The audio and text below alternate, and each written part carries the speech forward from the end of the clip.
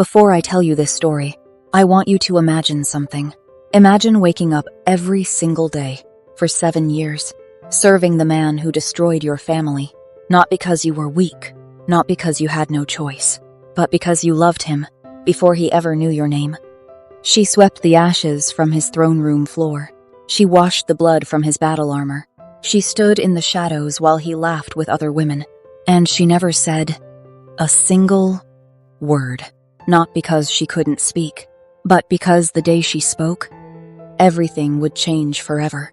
For 7 years she kept that silence like a weapon, and on the morning of the 7th year, she was simply gone. No note, no goodbye, no tears, just gone. And that was the day the most feared Dragon King in all the realms lost his fire. This is the story of Seraphine, the girl who served in silence and shook an entire kingdom when she left. Stay with me, because this story will break your heart before it heals it. Chapter 1. The castle of Kael'thor, the Dragon King, was not a place of warmth. It was a place of power. The walls were black stone scorched by dragon fire so many times they had stopped showing burn marks. The floors were cold marble, always cold, even in summer. Tapestries of conquered kingdoms lined every corridor.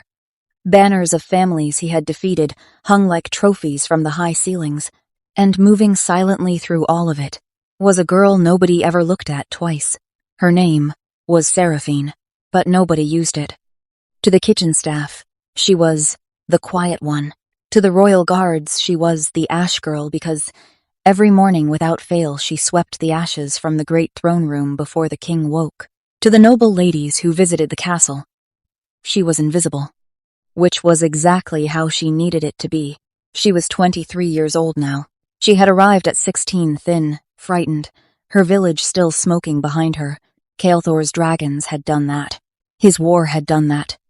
His hunger for more land, more power, more kingdoms bowing at his feet, had reduced everything she loved to ash. And yet here she was, sweeping his floors, washing his armor, serving his table. People thought she stayed because she had nowhere else to go. They were wrong. She stayed because of a prophecy, a secret so dangerous that her mother had whispered it to her with her dying breath, smoke still rising around them, fire still crackling in the trees. Stay close to him, Seraphine. Do not let him see you. Not yet. There is a darkness coming for him that he cannot fight alone, and you are the only one who can stand between him and the end of everything. Her mother had pressed something cold into her palm, a single dragon scale gold, glowing faintly, warm to the touch. When the time comes, he will know what this means. Until then, silence. Promise me. And Seraphine had promised. 7 years of silence. 7 years of ash and cold marble and invisibility. 7 years of watching him. And she had learned everything about Kael'thor in those 7 years. She knew he took his morning meal alone always. She knew he visited his dragon Vorin every night before sleep always. She knew that underneath the cold, underneath the arrogance, underneath the power, there was something broken in him, something he never showed anyone. She knew because she had seen it. Once, just once. 3 years into her service, she had been sweeping the eastern corridor near midnight when she heard a sound she had never heard from him before. Silence. A different kind of silence. She had looked through the cracked door and seen Kael'thor sitting alone on the floor of his private chamber, not the throne, not a chair, the floor holding something small in his hand, his head bowed, his shoulders carrying a weight she couldn't name. She never found out what he was holding. She never told anyone what she saw, but from that night, something shifted in her chest. Something she had no business feeling, something she buried immediately and never spoke of, not even to herself, because feelings like that were a luxury a silent servant could not afford. The morning everything began to change started like every other morning. Seraphine rose before dawn, pulled her hair back, tied her apron, pressed ash onto her cheeks the way she always did, a small habit she had developed to look older, plainer, less noticeable. She took her broom and walked the long corridor to the throne room. But when she pushed open the great doors, she stopped. The throne room was already lit. every candle burning, every torch alive. And standing in the center of the room, surrounded by his council of advisors, dressed in full armor at dawn, was Kael'thor. He was speaking in low, sharp tones. His council looked nervous the way they always looked when something big was happening. Seraphine stepped back into the shadow of the doorway. She should leave, come back later. But then she heard one word that froze her completely. "The choosing begins today," Kael'thor said. "I want the candidates in the Great Hall by noon. I will have a queen before the month ends." Seraphine's broom handle cracked in her grip. She looked down at her hands. They were shaking. She hadn't even realized she'd been holding her breath. She exhaled slowly, quietly, carefully. "It doesn't matter," she told herself. It was never going to matter. You made a promise. You are here, for one reason, only. She loosened her grip on the broom. She smoothed her expression back to nothing. And she stepped back into the shadows and disappeared, the way she always did. By noon, 10 of the most beautiful, noble women in the realm had arrived at the castle. Seraphine was assigned to serve them. Of course she was.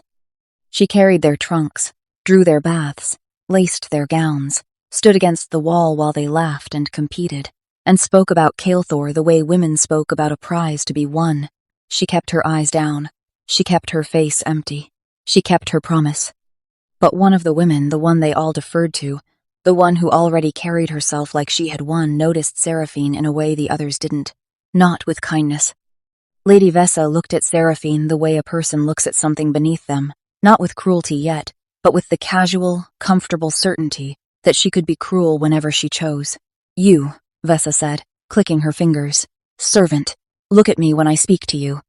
Seraphine raised her eyes. Vessa studied her for a long moment, then smiled slowly. "Make sure my bath is cold tonight. I find that heat makes the help forget their place." The other women laughed softly. Seraphine said nothing. She dipped her head once and went back to work. That night, long after the castle had gone quiet, Seraphine walked to the Dragon Keep. This was the only part of her day that was hers. The guards never checked the keep at night. Nobody was brave enough to go near the dragons in the dark. Nobody except her. She pushed open the heavy iron door and was immediately hit by warmth. Real warmth. The deep, radiating heat of dragon breath, ancient and safe. And from the darkness at the far end of the keep, 2 enormous orange eyes opened. Vorin, the largest dragon in all the realms. Black, scaled, ancient, terrifying to everyone who had ever seen him. He made a low sound the moment he saw her, not a growl. Something softer. Something that rumbled through the stone floor and up through her feet like a greeting. Seraphine walked straight to him without fear. She pressed her palm flat against his enormous jaw. He closed his eyes. "I know," she whispered. "I heard too."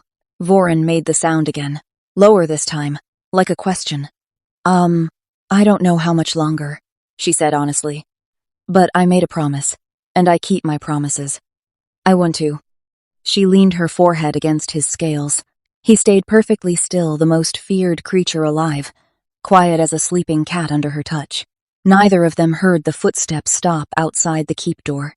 Neither of them saw the shadow standing in the doorway, watching, saying nothing, for a very long time.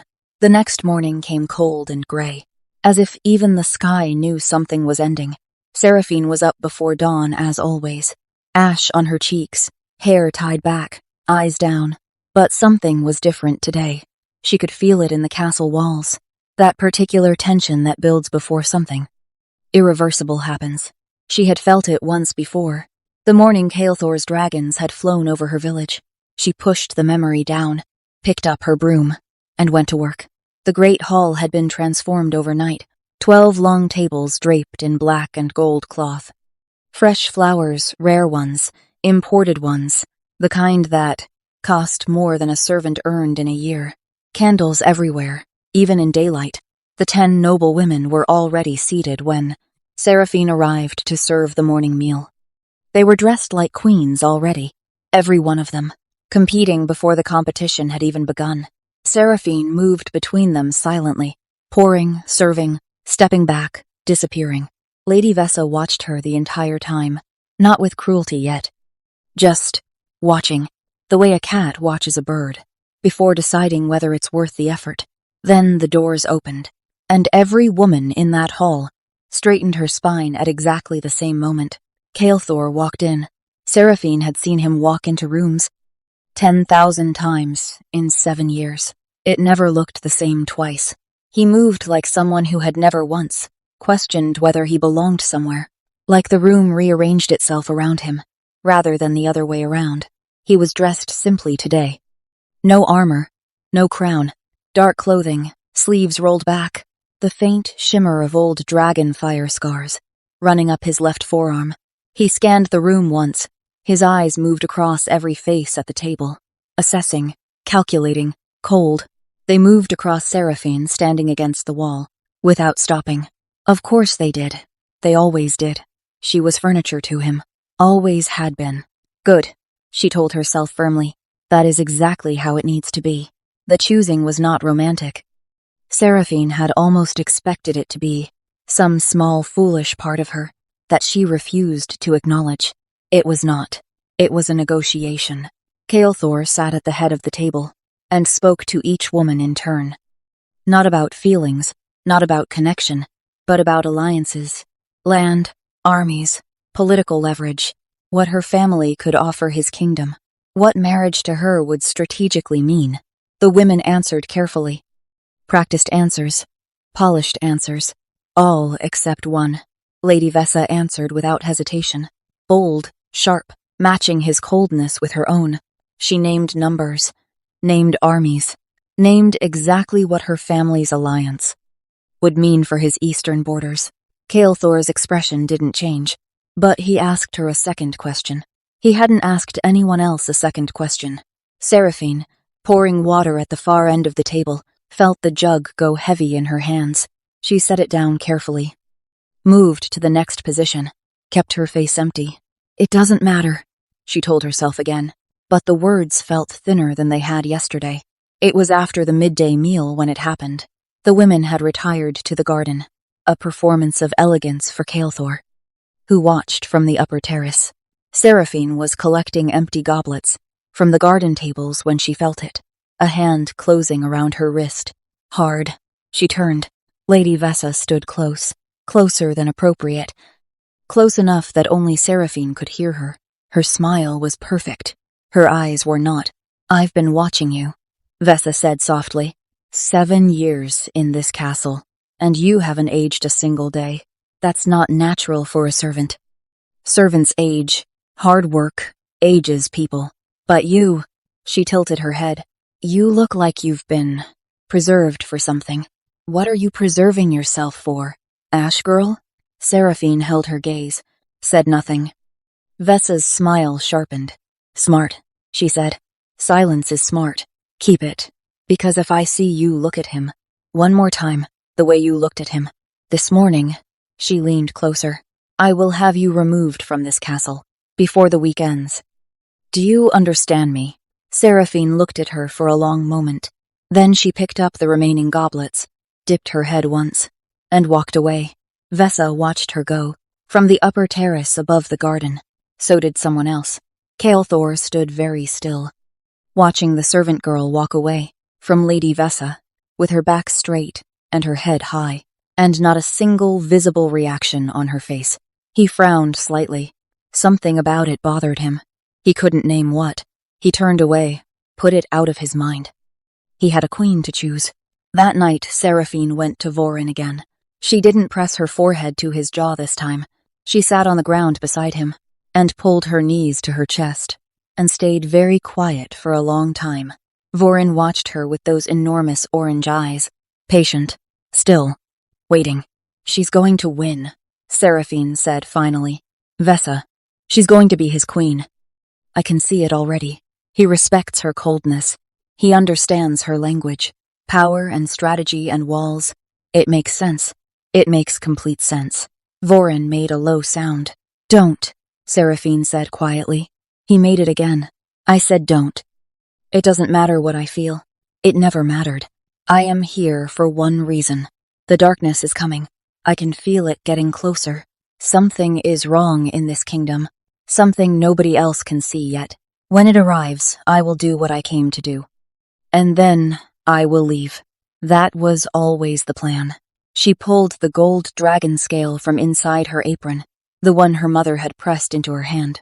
In the smoke and fire of her dying village, it glowed faintly in the dark keep, warm against her palm. Always warm. I just need to hold on a little longer, she whispered. Vorin lowered his enormous head until it rested on the ground beside her. She leaned against him. Outside the keep walls, the wind had picked up, cold and sharp, and carrying something with it. Something that made Vorin's scales shiver almost imperceptibly. Seraphine felt it too. She looked up at the small iron-barred window. Near the top of the keep wall, the sky outside was wrong. Not storm wrong. Something else. Something older. It's starting, she said softly. Vorin's eyes glowed brighter in the dark. And somewhere deep inside the castle walls, a single candle blew out, with no wind to explain it. Then another. Then another. Seraphine was still awake at midnight when she heard the screaming. Seraphine was on her feet before. She was fully awake. 7 years of sleeping light.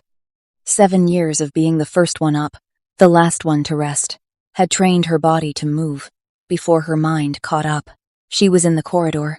Before she even realized, she had left the dragon keep. The screaming was coming from the east wing, the noble women's quarters. She ran, not because it was her job, not because someone would punish her if she didn't, but because the feeling in the air, that wrongness she had sensed through the window, had gotten sharper, colder, like a blade pressed flat against her skin. Something was here, something that did not belong. The corridor outside the east wing was chaos. Guards running, servants pressed against walls, frozen, candles dead every single one. The whole corridor lit only by the pale gray light bleeding through the high, narrow windows. Seraphine pushed through. Nobody stopped her. Nobody even saw her. She pushed open the door to the comp's main chamber where the women were gathered, and stopped. All 10 noble women were huddled against the far wall, some crying, some silent with shock. Lady Vessa, pale as marble, stood slightly in front of the others, which Seraphine noted despite everything. Even terrified, Vessa protected her position. In the center of the room, nothing, just cold. A cold so deep and specific that Seraphine's breath came out white, even though it was summer, and on the floor, burned into the stone in a perfect circle. A symbol. Old, ancient old. The kind of old that predated kingdoms. The kind of old that her mother had shown her, in the books they kept hidden, under the floorboards of their home. Before the home was ash, Seraphine crouched slowly, reached out one finger, toward the edge of the burned symbol. "Don't touch that." The voice came from the doorway. She stood quickly and turned. Kael'thor stood in the doorway, in a dark shirt. No armor. Hair undone, clearly pulled from sleep. He was looking at the symbol on the floor. Not at her, never at her, but his voice. She had heard his voice give commands. 10,000 times. She had never heard it sound like that. Tight, controlled, hiding something underneath. She stepped back from the symbol, moved toward the wall. Disappeared the way she always did. Kael'thor stepped into the room. His council followed. 6 men, all gray-faced, all trying to hide that their hands were unsteady. "Clear the room," Kael'thor said quietly. Guards moved immediately, ushering the noble women out. The crying servants, everyone. Seraphine moved with them. Head down, steps quiet. She was almost at the door, when his voice came again. "Not you." She stopped. The room emptied around her. The door closed. Silence. She turned slowly. Kael'thor was crouching now, where she had crouched, studying the symbol on the floor. His council stood in a loose half-circle behind him, all of them looking at the back of his head, waiting. He didn't look up at her. "You recognized it," he said. Not a question. Seraphine's heart was very still. "I don't know what you mean." "Your Majesty," she said. Her voice came out steady. 7 years of practice. Now, he looked up, and for the first time in 7 years, truly for the first time, Kael'thor looked directly at her. Not through her. Not past her. At her. His eyes were dark, darker than she expected. This close, this direct, and sharp in a way that made her understand exactly how he had conquered 11 kingdoms before the age of 30. You crouched over it like you knew what you were looking at, he said. You reached for the edge, not the center. Someone who didn't recognize it would have reached for the center, or not reached at all. You reached for the edge because you knew the center was still active. He stood. He was taller than she had realized. Standing this close, truly close, not across a room, not in a shadow, he was taller and broader and more present than 7 years of careful distance had allowed her to register. She kept her face empty. I was curious, Your Majesty. Nothing more. He looked at her for a long moment. What is your name? The question hit her like cold water. 7 years. 7 years in this castle. And he was asking her name. Something moved in her chest. Something she refused to identify. Seraphine, Your Majesty. He repeated it once, quietly, to himself, like he was filing it somewhere. How long have you served here? Seraphine. 7 years, Your Majesty. Something shifted in his expression. Almost imperceptible. Almost 7 years, he repeated. He looked back at the symbol on the floor. And in 7 years, you have never given anyone reason to remember you. You have never caused trouble, never been reported, never been noticed. He said it like an observation, like he was thinking out loud. No, Your Majesty. Why? The question was so simple, so direct, so completely unexpected, that, for one single heartbeat, just one, her composure cracked. Not visibly, nothing he could see, but inside, something shifted, like a stone moving in deep water. Because I promised my dying mother. Because I have been protecting you from a darkness you cannot see. Because I have loved you from a distance for 7 years, and told myself every single morning that it did not matter. She said none of it. I am a servant, Your Majesty. It is not my place to be noticed. He studied her face. She held his gaze steadily, emptily, the way she had practiced. Finally, he looked away. This symbol, he said to his council, is a summoning mark. Someone placed it here deliberately. Someone who has access to this castle. I want every entrance sealed. I want every servant and guard questioned by morning. His council moved immediately. Seraphine. She had been moving toward the door. She stopped again. You will also be questioned. Of course, Your Majesty, but not by them. He said it quietly, almost to himself again. By me? She did not sleep that night. She sat in her small room, the smallest room in the servants' quarters, the one nobody else had wanted, because it was directly above the dragon keep, and Voron's heat came up through the floor, and she held the gold dragon scale in both hands, and thought very carefully about what had just happened. He had seen her. After 7 years, he had finally seen her, and of all the ways she had imagined, that moment over the years, in her weakest, most unguarded moments, she had never imagined it would feel like this, like a door opening, at exactly the wrong time, like sunlight breaking through, right before a storm. Too late, she thought. It is too late for this. The darkness is already here. The summoning mark means it has already begun. I have days, maybe less. And now he wants to question me. She pressed the scale against her sternum, felt its warmth spread through her chest. Focus, she told herself. This changes nothing. He noticed you. That is dangerous, not meaningful. You are not here to be seen. You are here to save him. And then you are here to leave. Below her feet, through the floor, she could feel Voron moving, restless, circling. He felt it too, the darkness gathering at the edges of the kingdom like storm clouds. On a horizon, everyone else was too busy to look at. Seraphine lay back on her narrow bed, stared at the ceiling.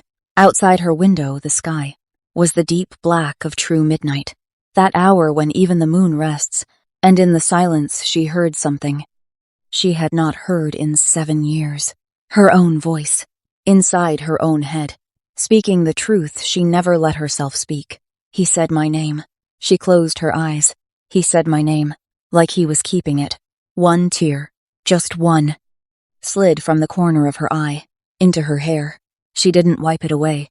She let it fall, because nobody was watching, and even silent servants, even women who had turned themselves into shadows for 7 years, were allowed one tear, in the dark. Just one. She was asleep when the second symbol appeared. This time, not in the east wing. This time, burned into the stone floor, directly outside Kael'thor's private chamber door. Whoever was doing this was not sending a warning. They were sending a countdown. He sent for her at dawn, not through the head housekeeper, not through a guard, through no one. A single folded note slipped under her door. Sometime before she woke, written in his hand. She knew it immediately, because she had seen his signature on 1,000 official documents she had collected from tables and carried to his council chamber, without anyone ever looking at her twice. The note said one thing: "My study, Dawn." No title, no explanation. "No, Your Majesty," signed at the bottom, the way his formal correspondence always ended. Just, "My study, Dawn," like he was writing to someone he already knew. Seraphine sat on the edge of her bed and held the note for a long time. Then she folded it carefully, pressed it flat, and tucked it inside her apron, next to the gold dragon scale. She did not examine why. His study was on the highest floor of the castle's north tower. Seraphine had cleaned it, exactly twice in 7 years, both times when he was away at war, and the head housekeeper had finally given in to the dust. She remembered it clearly, floor-to-ceiling shelves on every wall. Books, maps, rolled scrolls, objects she didn't have names for. A desk facing the window that looked out over the entire kingdom, all of it visible from that height, all of it spread below like something he was always watching over, or watching for. She had stood at that window for exactly 3 seconds. The second time she cleaned the study, had looked out at the kingdom, the way he must look at it every morning, had felt something she couldn't name. Then she had gone back to dusting. He was already there when she arrived, standing at the window. Back to the door, hands clasped behind him, the kingdom spread below him, in the pale early light, gray and gold and quietly breathing. He didn't turn when she entered. "Close the door," he said. She did. The click of the latch sounded very loud. In the silence, "Sit down." She looked at the chairs, arranged before his desk. The chairs meant for council members, for visiting lords, for equals. She sat carefully, on the edge of the nearest one, back straight, hands folded, face empty. He turned from the window. In the morning light, he looked different than he had. In the darkness of the east wing, less like a king somehow, more like a man. He crossed the room and sat behind his desk and looked at her directly, the way he had looked at her last night. That particular focused attention that she was completely unprepared for after 7 years of invisibility. "I'm going to ask you questions," he said. "I would like honest answers." "Of course, Your Majesty. That is the last time. You need to call me that." In this room, Seraphine said nothing. He opened the small journal on his desk, picked up his pen, then set it back down, without writing anything. "Where are you from?" The question was so simple, it was almost cruel. "A village. Your—" She stopped. "A village in the Eastern Valley." "Name of the village?" A pause, just half a breath long. "It no longer has a name. It no longer exists." Something moved across his face, fast, gone before she could read it. "How did you come to serve here?" "I walked," she said simply. After the village was gone, the castle was the nearest place that needed staff. I presented myself to the head housekeeper. She gave me the ash sweeping. "You were how old?" 16. He was quiet for a moment. "You walked from the Eastern Valley to this castle alone, at 16, after your village was destroyed." "Yes." "How long did it take?" 11 days. He picked up his pen again, put it down again. "What did you eat?" The question surprised her. It was not the question of someone conducting an investigation. It was the question of someone who was actually listening. She looked at him carefully. Whatever I could find, she said. Berries, mostly. River water. Once a farmer gave me bread. I don't know why. I must have looked terrible. The corner of his mouth moved. Just barely. Almost not at all. But she saw it. 7 years of watching him. From across rooms, she knew every micro-expression he had ever made. That one was new. The symbol on the floor, he said, shifting. Back to business. Back behind his walls. Tell me what you know about it. I told you last night. I don't. Seraphine. Her name in his mouth again. Different this time. Not filing it away like last night. This time it was a warning. Gentle but clear. I watched your face. When you saw it, he said quietly. I was in the doorway. Before you knew I was there. You recognized it immediately. Your body recognized it. Before your mind caught up. You went still the way people go still. When they see something they already know is dangerous. Seraphine held his gaze. The gold scale was warm. Against her ribs through her apron. She made a decision. Not the full truth. Not yet. But something true. Enough to help him. Without revealing everything. My mother, she said carefully, knew old things. Old knowledge. She taught me to recognize certain symbols for safety.